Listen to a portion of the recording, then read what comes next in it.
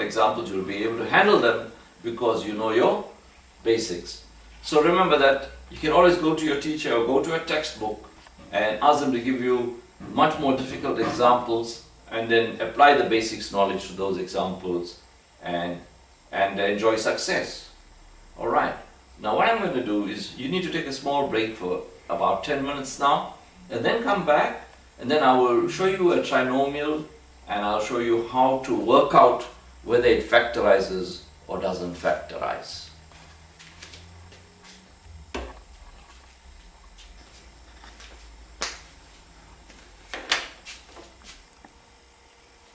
Alright, welcome back. As promised earlier, here we want to show you how to determine whether a trinomial will factorize or not. Now firstly, if you want to know this, you must know what is a perfect square.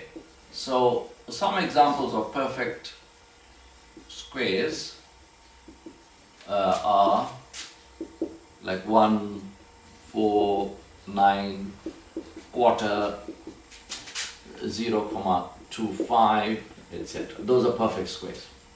So you need to know that. Once you know that, we can continue. Let's take an example. Let's take x squared minus 5x minus 6. And you want to know whether this can factorize or not. So firstly, if you want to know whether it can factorize or not, you have to know a few more things. You see, there's a number 1 that is understood here firstly. You have to know that. And secondly, you have to know that this number here is called A in maths. And then secondly, you have to know that this number here happens to be minus 5 and it is called B. And this number here is called C. Now, if you want to work out A, B and C, your trinomial must be set like this: x squared minus 5x minus 6. It must be set in descending order, right? So, first you got to identify A, B and C. So in this example here that I'm doing, A is 1, B is minus 5 and C is minus 6. So if you wish to know whether trinomials can factorize, you need to first identify A, B and C. Now this is a very important thing because it will also help you later on when you're trying to draw graphs. Very important to identify A, B and C. It will also help you later on when you're trying to work out nature of roots. So I've identified A, B and C. Then what you do, you work out, just work this formula out: B squared minus 4AC. So B squared will be minus 5 squared minus 4. What is A? A is 1. What is C? C is minus 6. So you're substituting the values for B, A and C. And you get 25 minus that minus is plus 24. 4 times 1 is 4. 4, 6, 24. Final answer is 49. Now, if B squared minus 4AC is a perfect square, then the trinomial will factorize.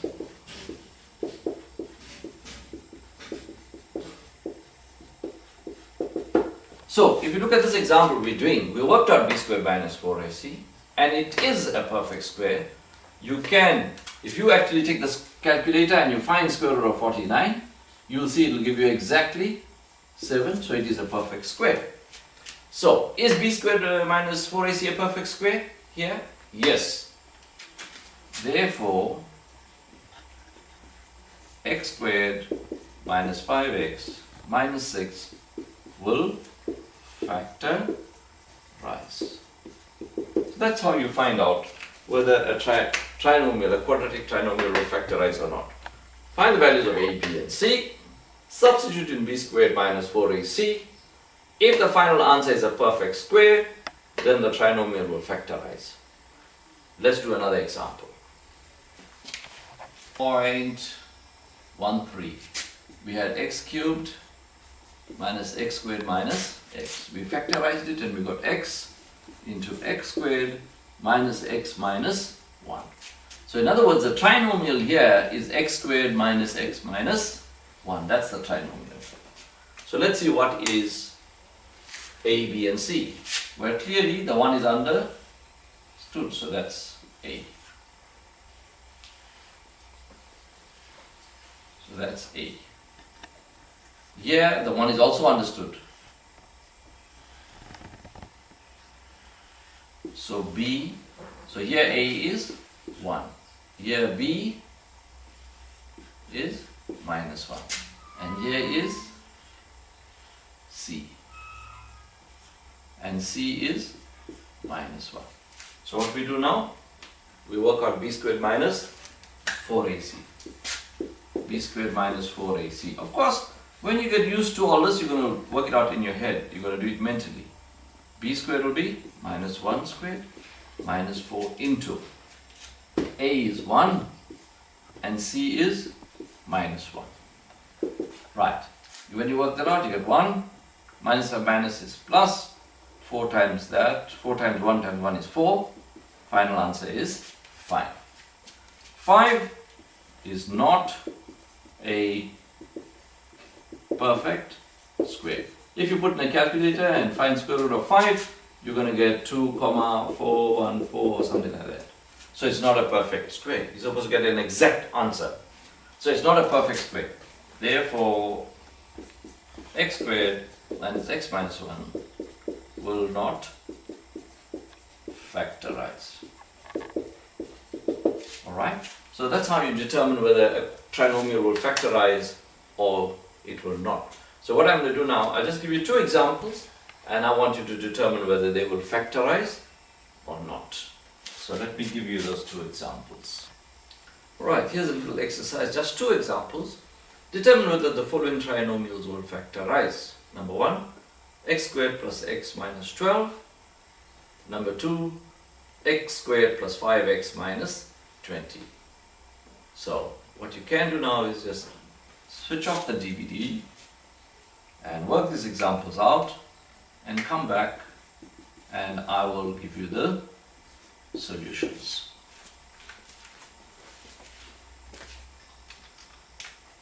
Alright, so here are the solutions.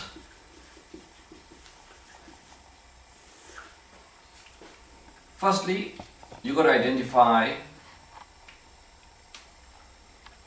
A. So here A is 1. Oh, that's not good, that's not good, that's not good. Let's do it neatly. So we had x squared minus x minus 12. Right, so you want the solutions. So here's the solutions now. Firstly, I'm going to identify A, B and C. Let me write the question down again. There's x squared minus x minus 12. So, there's A here. A is understood to be 1. There's B here. There's your A, there's your B. Well, again, that 1 is understood. And there's your C. So clearly, A is 1, B is minus 1, C is minus 12. B squared minus 4AC is equal to minus 1 squared minus 4 into A, which is 1, and C, which is minus 12. That gives you 1. Put all this in your calculator. Minus and minus actually is plus, and that 4 times 12 gives you 48. Final answer is 49. So if you try to find square root of 49 in the calculator, you'll get exactly 7. So 49 is a perfect. 49 is a perfect square.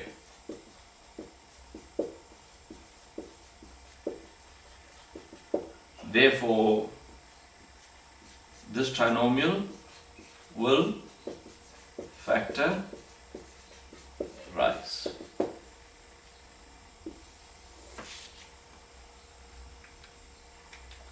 Okay, so that's number 1. Right, so here is number 2. Clearly, A is 1, B is 5. See? Right. A is 1, B is 5, C is minus 20. B squared minus 4AC is equal to 5 squared minus 4 into A into C. So you get 25. Put that in your calculator, you'll get plus 80. Add it up, you get 105. When you find the square root of 105 in the calculator, you're going to get an answer which is 10, comma something, something, something. It won't be exact. So 105 is not a perfect square. Therefore, never mind how much you try, x squared plus 5x minus 20 will not factorize.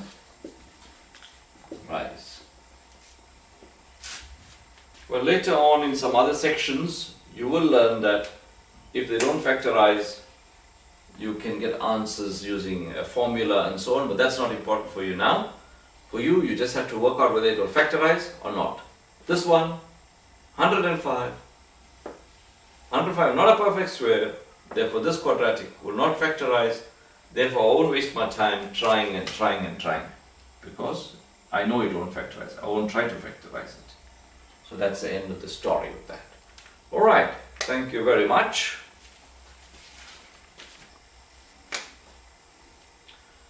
Alright, so we are going to end factorization with this one little example over here. Remember that we are only doing the basics with you. And I'm going to take this one example. You can call it a brain teaser if you like. Or I put a star here and I'll call you a star if you can get it right.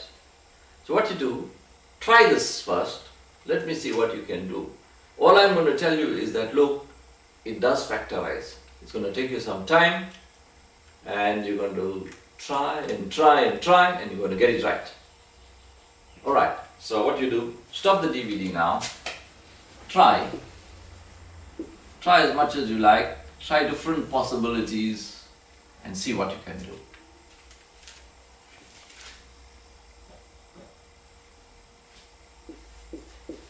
Alright, so here is the solution. Now, firstly, let me think how you may have been thinking. Maybe you said, let me try. This is just try. Maybe you said, let's try and put the 6ab here together and put the minus 9a squared here, because you look at the a's, and then you said, let me put the 2 together, then I'll get a difference of 2 squares. And maybe you try to remove a from here and you got 6b minus 9a, and then you said, well, this is c plus b into c minus b, and you tried all these funny things, but it's not helping you because you're not getting a common factor. So you tried your best, and not your best, you tried. This is not your best try, this is one of your tries. You tried this and it didn't work. Then you straight away you realize that no, wait, this is wrong. Then you tell yourself, well, there may be other possibilities. You see, you are grouping 2 at a time. What if I have to group 3? And when you say, what if I have to group 3, then if you have a good look, then you'll find that, look, you got 6ab here, you got an a here, a 9a minus 9ab, and you got a minus b there. Alright? So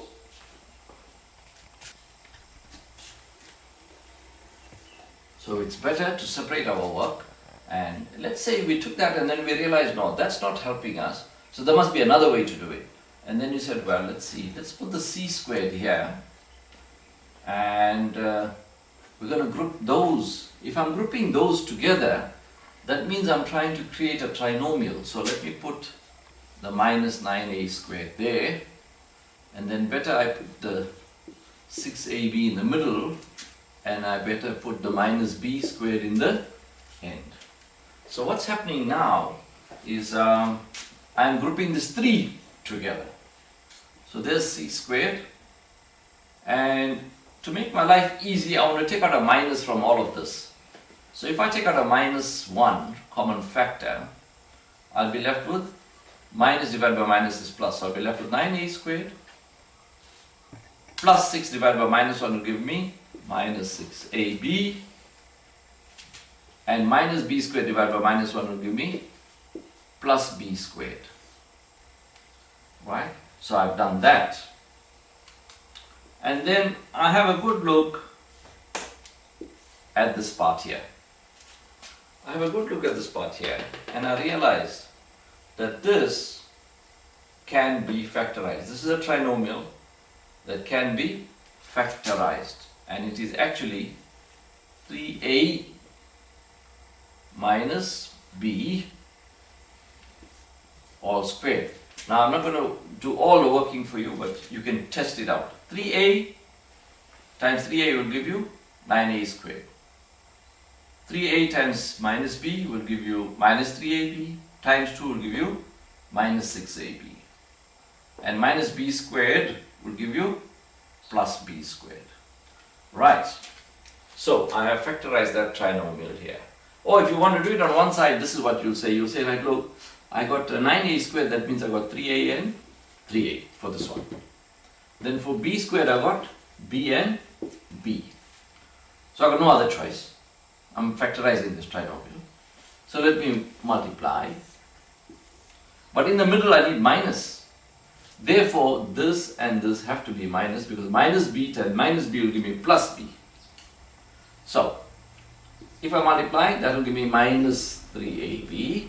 If I multiply, this will give me minus 3ab. If I add, I get minus 6ab. So I got my middle term correct. So the top 2 goes in one bracket, the bottom 2 goes in one bracket.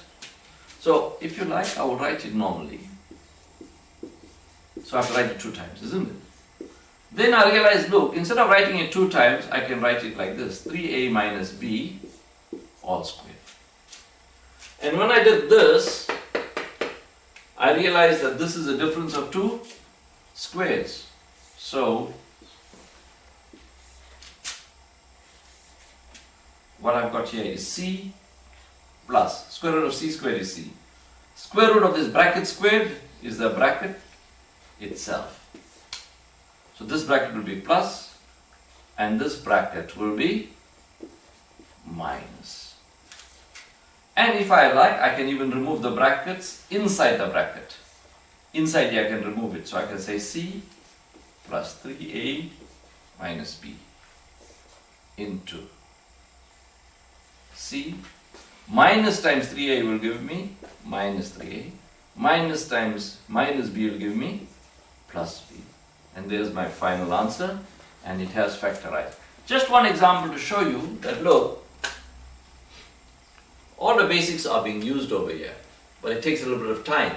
You will try first, you may not succeed. You don't give up, you try again.